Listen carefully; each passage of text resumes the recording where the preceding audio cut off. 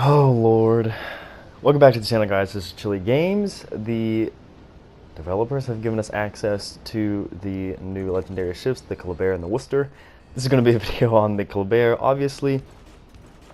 And oh my god. This thing. Oh my god, this thing. Oh my god, this ship is just ridiculous. If you like the Fantasque, this is going to be the Ultra Chad version, so have fun with that. And this little clip here was right at the beginning of the game. Outside of the Alaska's radar, you can't do anything to me. 79 knot torpedoes at, I believe, 9-kilometer range with the torpedo build. Skill. this thing is ridiculous.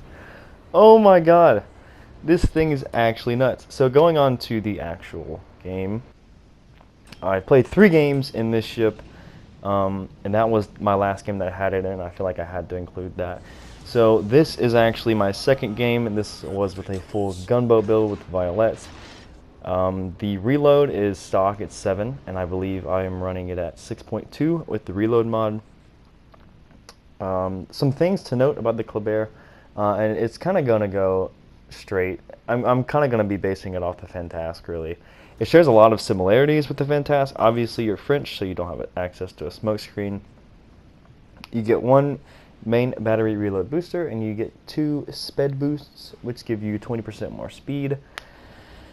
I am running Go All Out, which is a skill that can drop your detection by 20% when using a speed boost, which means that with the right build, you can reach 4.2 kilometer detection with the speed boost active, and in the next 3 minutes or so, you're going to see that in action, and it is completely broken. Now, if you know me, you know that I think that sub 5 kilometer detection at tier 6, tier 7, and legendary tier is pretty busted, mainly because there's just no real counter to it. Obviously there is radar, but radar is a 30-second consumable, while most of these ships can reach sub 5 detection automatically. I believe the Kleber can get to 4.8 without the Go All Out skill, just using basically Fragile Threat and Swirsky and Bay.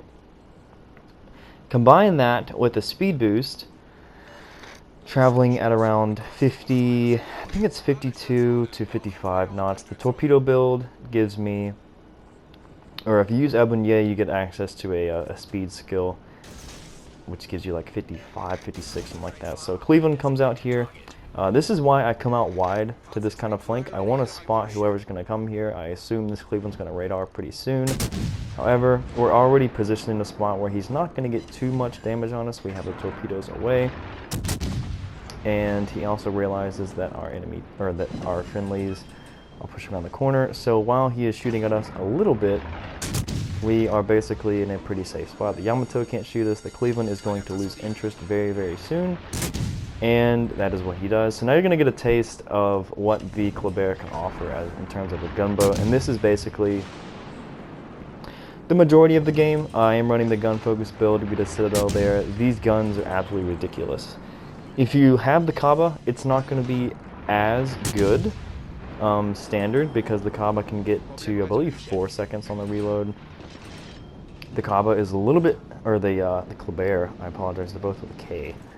The Kleber is more balanced in terms of it has really good torpedoes and it has really good guns as well, but Kaba obviously is the more gun-oriented of the two.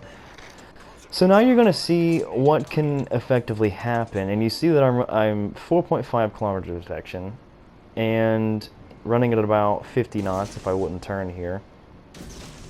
I just want to ask you, like, what is this Yamato supposed to do? Like, how is this fair and how is this balanced at all? I mean, look how close we are to this guy. and this isn't even maxed. I can get 4.2 if I use Swirsky, but I'm not using Swirsky here. I'm using Sims. Look how close we are to this guy. How how is he supposed to do anything versus this? I mean, it's just completely, it is just beyond broken. And this is one of my biggest gripes with the game is destroyer detection is completely, I mean, it's just bad. It is just, it's way too much, it's way too forgiving. And you might say, oh, you're using the go all out skill. Yeah, that gives me a 4.5 detection, but you can run this without that at 4.8, and that would not have made any difference really in that kind of engagement. I mean, it's just silly. I mean, the Kamikaze having like 4.2, 4.3, 4.4 at tier 4 is kind of broken there as well, but it's tier 4, you know. But at legendary tier, at tier 7, like, that's just not, it's not good. It's not good for the game. And I had this game and I was just like, this is just disgusting. I mean, the things you can do with this ship is kind of just ridiculous. I don't know. It's a lot of fun, but I mean, as you just saw there, we just, you know, there's nothing that Yamato can do. If there is a Kleber on the enemy team and he wants to kill you, you can almost guarantee to do that no matter where you are, no matter who you are, because he can get so close and he can, you know, his torpedoes are going 79 knots. It is just, and he gets 12. The Kleber gets 12. It gets 6 per side. Stock, they are 8 kilometers. And I believe you can get them out to 9.2. With Gleaves, an extra 5%, that would be like, what, 9.7? I wouldn't really run Gleaves as an inspiration, in my opinion. I usually like to just have Sims as a little cheeky thing here. But we are also running we're running a 12% fire build, which is basically the legendary skill, which gives you extra fire chance on the guns. I use this on the lightning as well, and you're gonna kind of see, while it does have a slower-esque reload, it is still 6.2 seconds with the reload mod, so it's not terrible, and you're shooting 8 guns, which can effectively match most of the highest DPM at the tier. Aside from Kaba, but Kaba, you know, Kaba's good and all, but this thing kind of just, I don't know if I would say power creep, because Kaba is still not really something that you want to face in here, but the biggest thing for Kaba is the detection. Trying to 1v1 a Kleber and a Kaba is kind of like trying to 1v1 a Shimakaze. Yes, you outmatch the Shimakaze in guns, and you can easily kill him, but that's if you spot him. The Shimakaze is usually going to have like at least a kilometer and a half better detection over the Cabarrasque most times for most builds, and that gives that guy so much time to figure out what he wants to do. He has 15 torpedoes, but the Kleber also has 12 torpedoes and guns that are very, very scary. You also have the reload booster, so if you do have to pick a fight with something that you really don't want to deal with for very long, that cuts the reload down to about 2.5 seconds for about, I think it's like 4 salvos. It's 15 seconds on the duration. 4 to 5 salvos for that. It is Kaba, and I keep saying Kaba. Kleber is truly terrifying. I mean, just look at these torpedoes and look how fast they are. I mean, they are reaching up to, I mean, you could technically get 83 knot torpedoes if you have the fishy commander. Unfortunately, that Yamato stops for us, and we are in a bit of a situation here. Now, I feel like this is when a lot of people would go off and try to torpedo both of these guys, and I was thinking about it. I was thinking about the Roma, I was thinking about the Yamato, but they still have a Shimakaze in play, and we do have the cap advantage, and we do have B. I think the best option for me here is to stay at B, because I definitely don't want to lose this game. Obviously, I don't want to lose any game, but still, the Shimakaze has proven that he can, effectively torp both of our DDs. And with more people going down, I am somewhat forcing myself to make the smart decision here and kind of just staying mid, waiting for him to make the push, which he will eventually do. There we go, 12% chance of fire with 8 guns, double fire immediately on the curve first. And while it is not as fast firing as the Kleber, it is still pretty terrifying. I apologize, let me unplug my mic for a second. It's been giving me some problems, so if you hear a little thing here. Not sure why my mic is having some trouble staying connected to the controller. I feel like it's always an issue with PlayStation stuff. The controllers usually gimp out very, very quickly and all that kind of stuff. So I'm not sure if that's what's going on or not. But anyways, get a follow-up fire on the curve first. We're trying to set 2. He goes dark, which is unfortunate. And I'm expecting the Shima to be here, or at least try to make some sort of an attempt at a push. And Massachusetts is doing pretty well not to overextend there because it is a Yamato in his face, which he could easily die to from overmatch. And I'm expecting this Shima to at least come this way, kind of checking to see where everyone is. If I was at Shimakaze, which way would I want to come? I don't think I'd want to come for the Massachusetts. I don't think I would want to come through the upper little gap there. So I'm predicting that he's going to be somewhere over here at least. Keep an eye on all the targets, making sure where they're going. Another thing you have to keep out with the Kleber is while you are fast and while you are stealthy, you don't want to get caught in a spot especially since you don't have a smoke screen.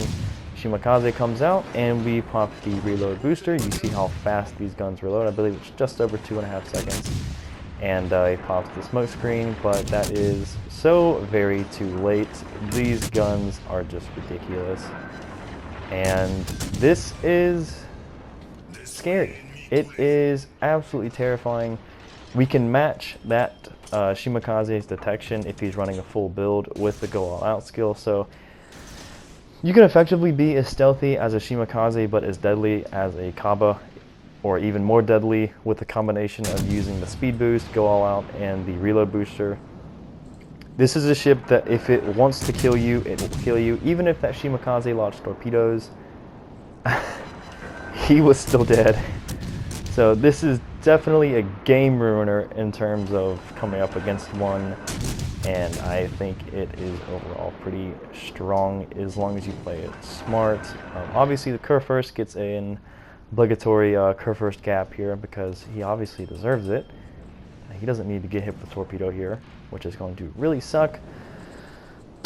Our team is kind of collapsing, which is not the greatest, and we are squeaking over 200,000 damage here. We have dealt with the torpedo threat, and we are kind of trying to analyze the situation here, seeing how risky we can be, because the thing is, I'm worried that if they kill the Massachusetts and they capture B, that my points will not be enough to win. So if someone's going to die here, the Massachusetts gets a good shot on this guy. I go for the Tactic Angel spread on the Torps, the wide spread. Suzuka's coming around the corner here, and that Suzuka is actually going to give a pretty good demonstration of how quickly you can die in the Kleber. It doesn't get any special saturation like it does on PC. And at these closer ranges, under 9 kilometers or under 10 kilometers, I would say, you can take a lot of damage. You are a pretty big ship and you are kind of long, so it can make dodging a little bit harder. I'm getting really desperate at this point. I'm scared that this curve first has world rebuild, and I really don't want him healing back up 20%. So we take the risk here. As you can see, we're getting hit pretty hard, and that's just the secondaries. You know, that is just the secondaries. The Suzuka takes a fantastic shot at me, and he absolutely smacks me there. So double fire, all my stuff is, I'm burning, a lot of my stuff is gone, and luckily that Yamato went in, and I dodged that second salvo like a boss. But yeah, just to show, that was a hiding away shot versus a Suzuka at 9 kilometers, and you still see how much damage we took, so you definitely can't sustain that for very long. I have noticed that it does take quite a bit of damage if you do get caught. I was in a 1v1 versus a gearing, and I used my reload booster, and he still took about 10-15k from me just shooting HE. So you're definitely not invincible in this ship, and which kind of led me to build for torpedoes the next game, which is the game that you saw at the beginning of the video, which was also a pretty good game. Because even though you are building for torpedoes, if you have to face a DD, you have the option to use the reload booster to make you have basically the best DPM in the game for a destroyer.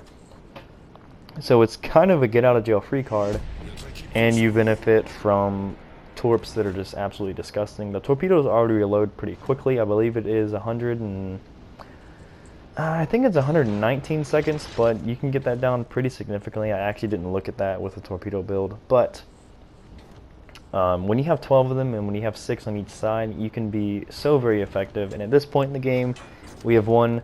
There's no point in making any attempt to farm any more damage. We're going to get out of this one as quick as possible.